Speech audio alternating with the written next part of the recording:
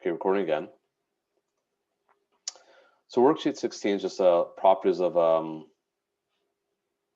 exponents and stuff like that. So hopefully you guys remember that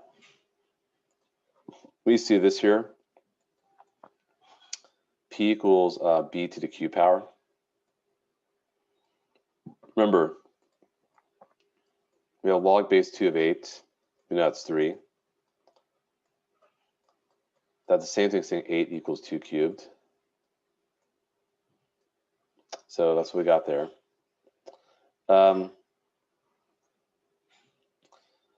This is just going to be 1. That's because b to the 1 equals b. That's going to be undefined because you can't raise b to some power and make it 0. That's impossible. Like if b is some number, you can't multiply over and over again and make it 0. That just can't work. That's going to be 0. That's because 1 equals b to the 0 power. Hopefully remember this property number 5 is you can combine it as a product.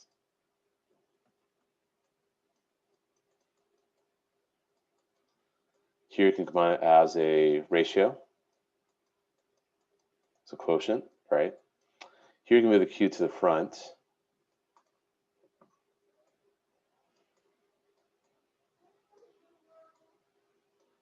There you go. These are kind of tricky, but whenever these are the same, the answer is just p. And ln we know is log base e.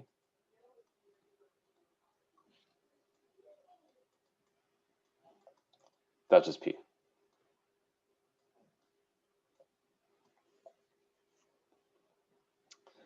And one way you could think of that is like, what if I have like 2 raised to log base 2 of 8, right? You know, these are the same, just like how those b's were the same. Well, log base 2 of 8 we know is 3, and 2 to the 3 we know is 8. So you can kind of just see it's almost like these cancel out. You don't technically do that, but they undo each other. So that's why you could say that. Here, there's nothing special you can do about number 9. It just is what it is.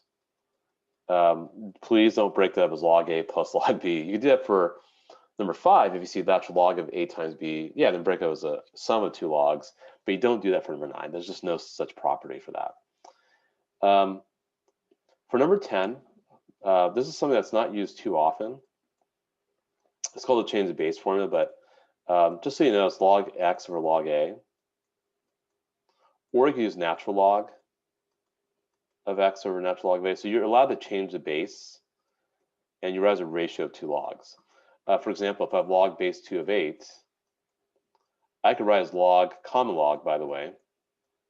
If you don't use a base, you assume base 10, or natural log of 8 or natural log of 2. Of course, those are wacky decimals individually, but when I divide those two, I would get 3. And that's actually what I had to do back in the day when I was in high school over 20 years ago. We didn't have this fancy schmancy, like, oh, here's option 5, and here's a superscript, sorry, a subscript, and I can just, you know, do a 2 here and an 8 here. And it gets me the answer. Like we had to do this, log 8 divided by log 2. We didn't have, like, we had these graphic calculators, but we had an older edition of it. So consider yourself lucky to have a more updated technology to help you with that. Excuse me. Or if you really want to get creative, you can do any base you want, you know. You do like base, like 5 of x, log base 5 of a.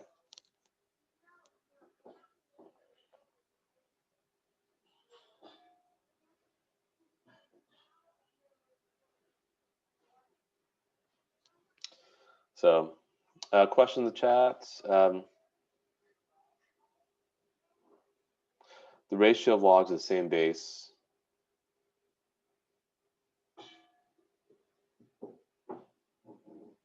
Hold on. The ratio of logs. I don't understand the question. The ratio of logs of the same base are the same.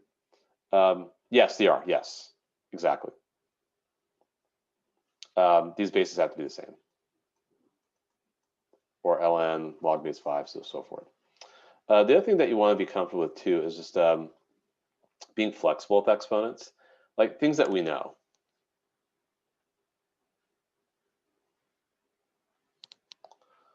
Like we know this, b to the mn, b to the m minus n,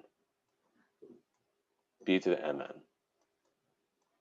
These are things that we know. So like, for example, if I have 2 squared times 2 cubed, I know it's 2 to the 5th power. But you do want to be flexible, because what if you have like a power where you have a sum of exponents? You could break it apart as a product, right? That's totally fair to do. Like if I have 2 to the 8th power, that's 2 to the 5th times 2 to the 3 power, because 5 plus 3 is 8. Or if you have e to the x minus y, it's e to the x over e to the y. So you just want to make sure you can go back and forth, that these are interchangeable. This is what we call being creative with the problem solving process, or critical thinking. We talk about critical thinking often. This right here is critical thinking, right? You're thinking critically, like, oh, if that's b to the m over b to the m is b to the m minus n, of course I can go the other direction too. Or if e to the k is raised to the t power, or e to the kt, I can do e to the k then raised to the t power. That's totally fine to do. Mr. Almashni? Yeah, go ahead. Wouldn't number 1 be b to the m plus n? Oh, shoot, you're right. Yes, my bad. 100% correct. Thank you. Yes, that's b to the m plus n. So you are aware, yeah, my apologies about that one. Okay, so, and again, you can write any exponential expression using a different base. That's another thing that, just be aware of as well. Like 64 is obviously 8 squared, which is 4 cubed, which is 2 to the 6th power. So, that's just part of the critical thinking, or, just being able to be flexible with the problem solving here. And by the way, 64 can also be written as 3 to some power. Like 3 to some power, of course, I could make that happen and have it equal 64. It just means I have to use a log, which happens to be 3.78, 55,785, and so forth, which you see right there. So, any power could be written with a new base, not a problem. Sometimes, they're easy to do, like 64 is 8 squared, but 3 to what power 64 is not very obvious, or 7 to what power 64 is not very obvious. But yes, you just find new exponents and use logs to do that. And my apologies, yes, b to the m times b to the m is b to the m plus n. Okay, so let's go ahead and clear all drawings. So now we're ready to start discussing the rest of the 4-4 notes. Okay, so I'm glad we actually had that discussion, because let's take a look at a to the x. A to the x can be written as e to the p. Again, we talked about in the worksheet right here that you can write any power with a new base. So what if I deliberately want a to the x to have a base of e? Fine, no problem. We totally can do that. I just don't know what the exponent is, so I'll call it e to the p. Now, let me pull up my filled out notes here. If I take the natural log of both sides,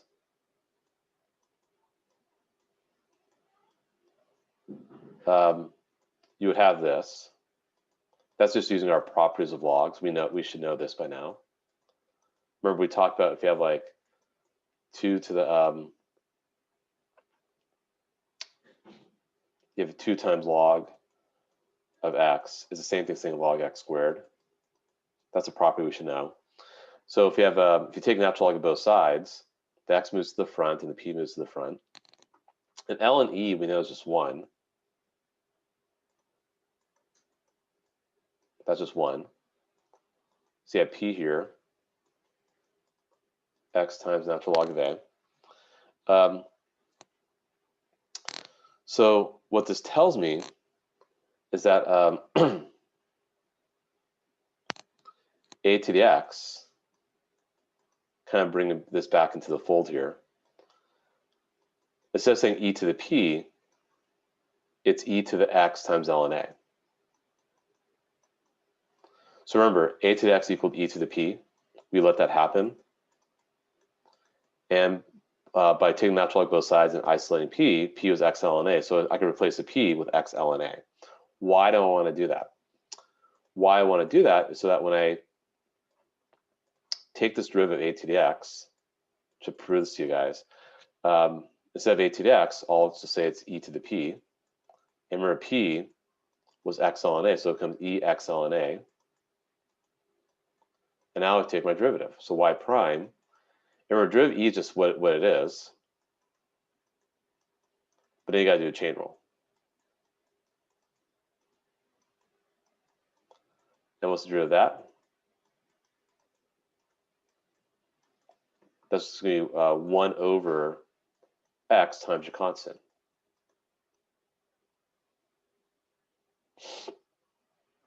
I'm sorry. I don't know what I'm talking about. I'm thinking about the logs. I'm sorry. We take a derivative of that. That's just going to be ln a. My bad. That's just ln a. Because when you take derivative of x, with this part, what's going on over here, that's just ln a, which is a constant, times x. So that's just a constant, right? And we take the derivative of a constant times x, the derivative of x is just 1, so you just have the constant left over. And this right here, we just bring a to the x back in. So it's a to the x times natural log of a. So that's how we get that analytically. As part of a chain rule, it's a to the u times natural log of a times du over dx.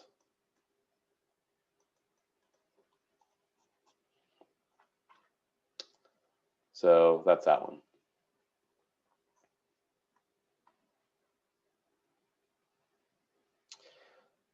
And then we did those examples earlier on, but that's analytically what's going on there. Not anything I'm going to assess you on, but just good for you guys to know.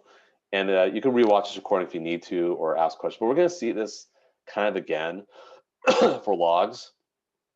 So hopefully it makes a little more sense, this process.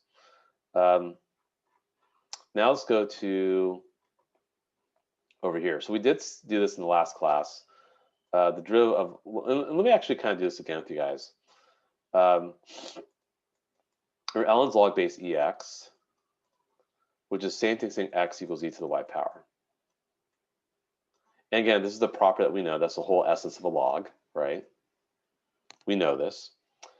If I do implicit differentiation, you get 1 equals e to the y times dy over dx. So you got to take a derivative of both sides with respect to x.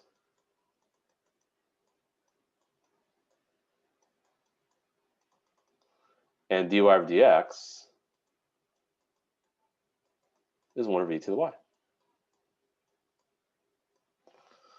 And e to the y we knew was x originally. So that's why it just equals 1 over x. But granted, you can't log negative numbers. For example, you can't do log base 2 of negative 8. That'd be weird. So negative 8 will equal 2 to some power.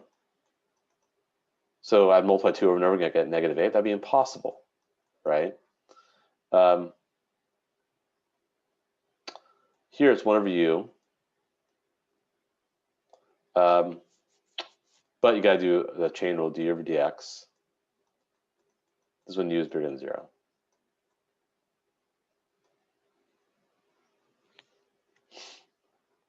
So that's that one. So if we apply this,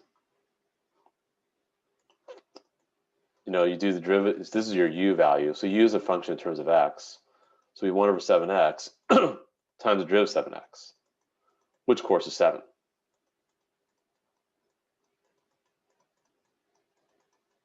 So it's 1 over x.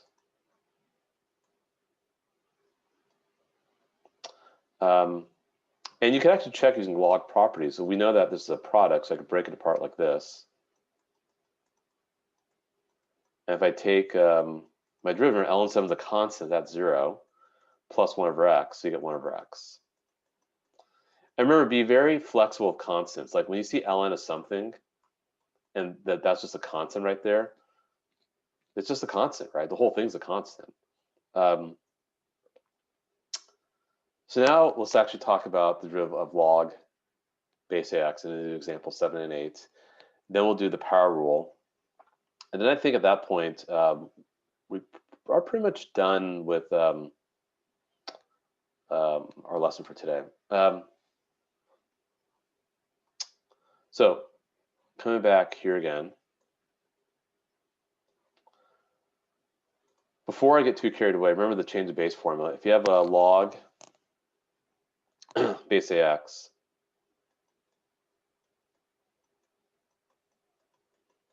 we can rewrite as ln x over ln a. So that's what I'll do here. Y equals ln x over ln a. Use the change of base formula. And remember, ln a is a constant, so ln a itself is a constant. So I can actually just pull it off to the side here. And that right there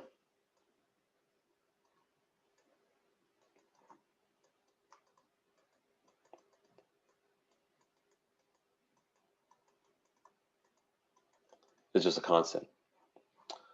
So when I take my derivative, well, that's easy. I just have my constant times the derivative ln x, which is 1 over x. So final answer is 1 over x times the natural log of a. And that's what the derivative log is. 1 over x times ln a. Of course, a has to be positive, and of course, x has to be positive too. Because you can't log negative numbers initially, and your base has to be positive also. Those things will be just kind of assumed for logs. So that's part of your domain x is greater than 0. Here, as a chain rule, it's 1 over u is a function of x. 1 over u times natural log of a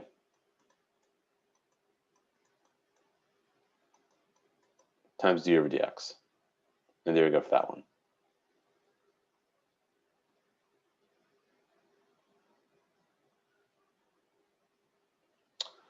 Okay. We'll go and clear all drawings right now.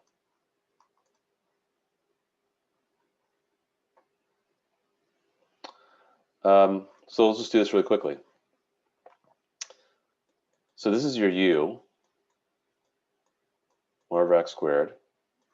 And here our u will be sine x.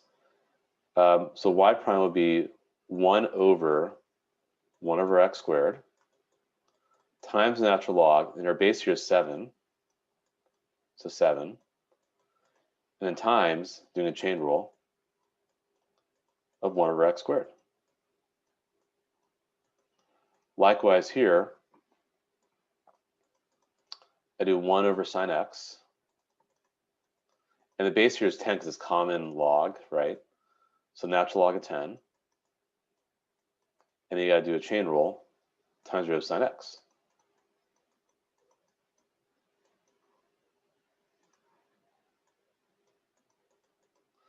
Now the 1 over x squared actually flips, so it becomes x squared up top, ln 7. And 1 over x squared, of course, is x to the negative 2 power. So we do negative 2 to the front and drop the exponent by 1.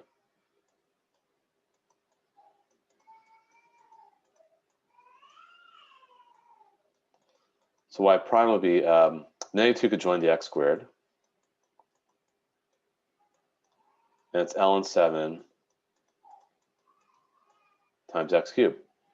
Those will cancel. So final answer is negative 2 ln 7 times x. Or just to avoid confusion, we should probably put the x to the left of ln. So you're not taking the natural log of x, just natural log of 7. For here, the derivative of sine is cosine. We know this. Natural log of 10 times cosine x. So it's cosine x over sine x times natural log of 10. And cosine over sine, hope you guys remember, is cotangent. So something like example 7 or 8, if I put this on our test, I'll probably put as a multiple choice, so you kind of know how simplified you have to make it. Because if it is a free response, I think that might be kind of confusing. So those problems. So any questions about example 7 or 8 that you'd like me to review? Nope. Okay. Okay, and the last bit, this is kind of just to tie up all the notes, is how do we prove the power rule for any real power? So we're going to do a formal proof here, and kind of a formal proof. And the more I think about it, I actually do want to kind of go back and give you guys the answers for worksheet 4, just so that I kind of get that out of the way too. Which might be kind of good because we've done all these derivatives anyway. Okay.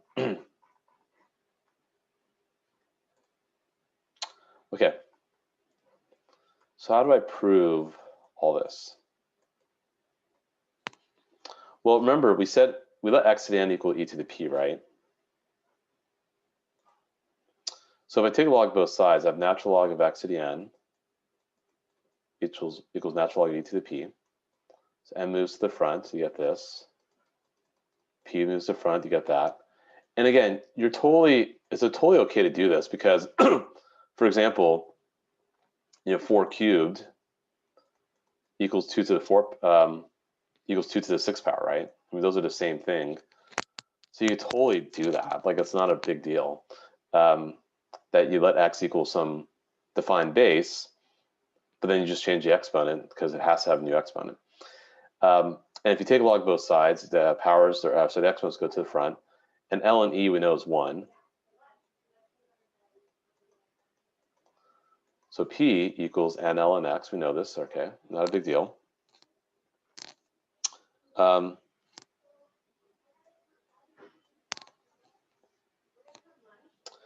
also the fact that x to the n, if it equals e to the p, then it equals e to the n ln x. So what's going to happen here is that x to the n equals e to the p. And we know the power rule is this, but we're going to prove it by doing this all this work here. So d dx is e to the n ln x. And if you do, derivative e to whatever is e to whatever, we know this. Doing your chain rule. And so I got that confused. I accidentally did 1 over x on top of page 2, but I meant to do something else. But this derivative is just 1 over x, we know this, and n's a constant. And this is e to the p, or e to ln x, which is x to the n. So we can kind of bring that back into the mix. So e to whatever is just, or e to n ln x is x to the n power. And 1 over x is x to the negative 1 power. You can combine x to the n, x to the negative 1. That becomes x to the n minus 1. And voila, there you go. You got the power rule proven. So using some properties of logs, realizing that you can let x to the n equal any power you want with a new base, just so you have a new exponent. And just doing what we know about derivatives of e to whatever. We know that's just e to whatever. And just going through the motions, we can actually show that if n's any real number, the power will apply. And that's been kind of the crux of the whole first semester. We've been talking about derivatives and limits and how we use limits to understand the rate of change, and that we call that derivative. And then we had a shortcut rule to make things easier. And now we see why the shortcut rule works the way it does. Second last step, yeah, so let me just undo my work.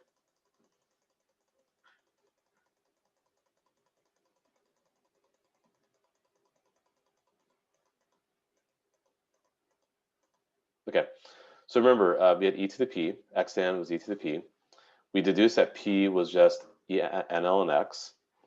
Replace p with n ln x. That was doing all this work over here by taking a log of both sides, moving the n p's to the front, ln e is 1, so p is n ln x. And then derivative of e to anything is just e to anything, but you got to do a chain rule. So I got to do the derivative of my x, which is n ln x. N's a constant, right? It's any real number. So derivative ln x we know is 1 over x. And e to n ln x, I can replace that with x to the n power. Because we let that, we did that substitution anyway from earlier on. And x, 1 over x is x to the -1 power. And you can combine x to the n and x to the -1 by adding those exponents. And you have n being multiplied all that junk. And there you go. You get the power rule now verified.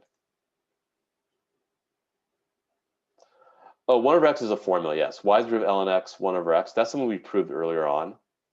Let me just show you the filled out notes. Let me clear my screen here. Yeah, we have to use a lot of things that we've proven earlier to back up our answers. So we proved that earlier over here. That's why it's true. Again, these are not things I'm necessarily assessing. I'm not going to assess you on the proofs.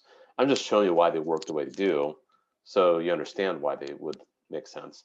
And plus, if you were to graph ln x anyway, and draw a tangent line, you'd see the tangent lines will always be positive.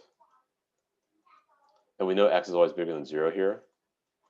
So 1 over x kind of makes sense. And as x gets bigger, the tangent lines get less steep because you're doing 1 over x. So graphically, that makes sense too. So let's try to think about these graphically, what's happening. I think that also will be very helpful. Let me just undo.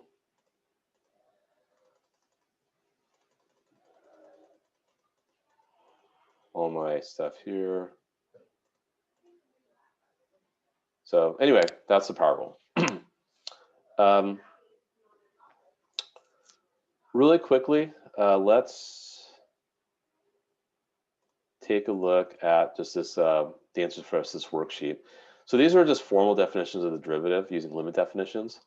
And we have different ways of expressing it, f prime of x is a more general way of giving x. So this gives an expression.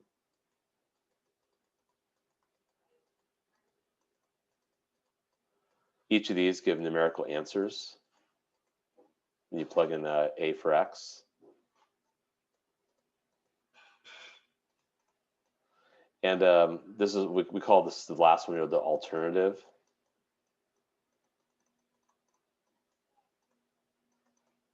Definition, right? So for number 4, you're just taking, that's just taking the derivative of sine x. That's all it is. So that's cosine x. That's derivative of x to the 11th power. So that's just going to be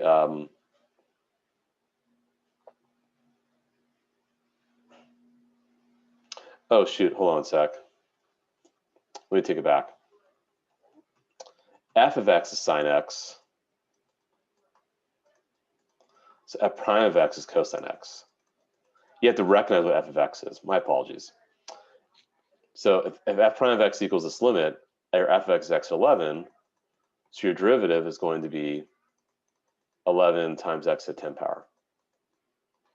Here, if f prime 3 equals this, your function is going to be natural log of x. So your derivative is going to be 1 over x.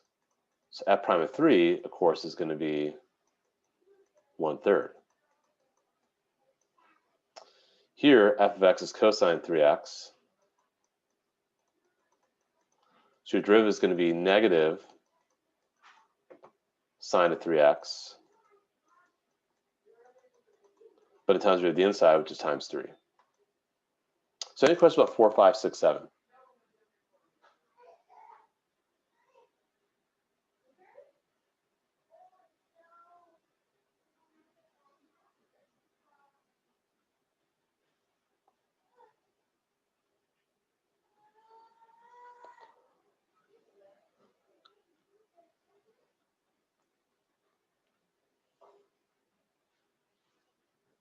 Okay.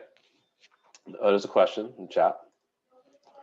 What does the answer you wrote say for number 5? X 11th power. Sorry, it's 11 times x to the 10. The derivative, of course, we should know this, right? Because x 11, you move 11 to the front, dropped exponent by 1.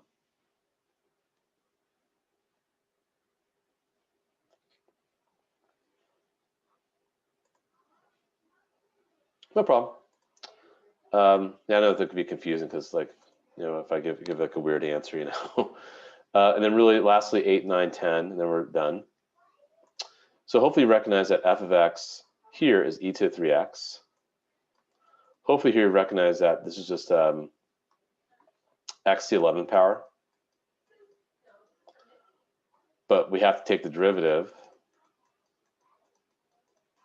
which is 11. Oh, I'm sorry.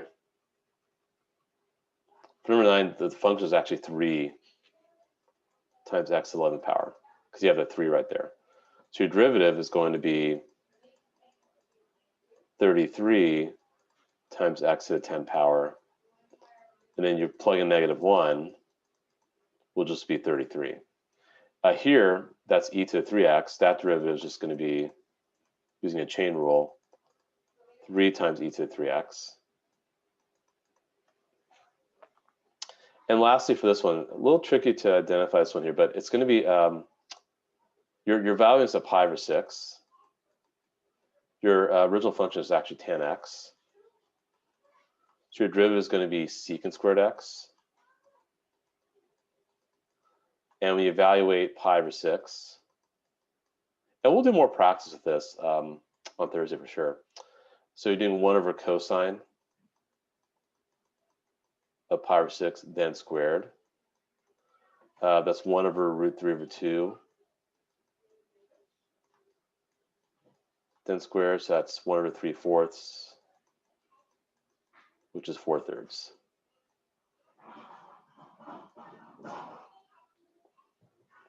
So you guys have any specific questions on these, you could just stick around and ask. Otherwise, that kind of completes everything here. So we're going to do a lot of review on Thursday. We'll do a worksheet 14, which is on derivative inverses in general. I'll probably pick some textbook problems and, you know, share them with you guys, and that should all be just extra review. And we can do extra review on the 15th also if you guys want. I just want to make sure the 15th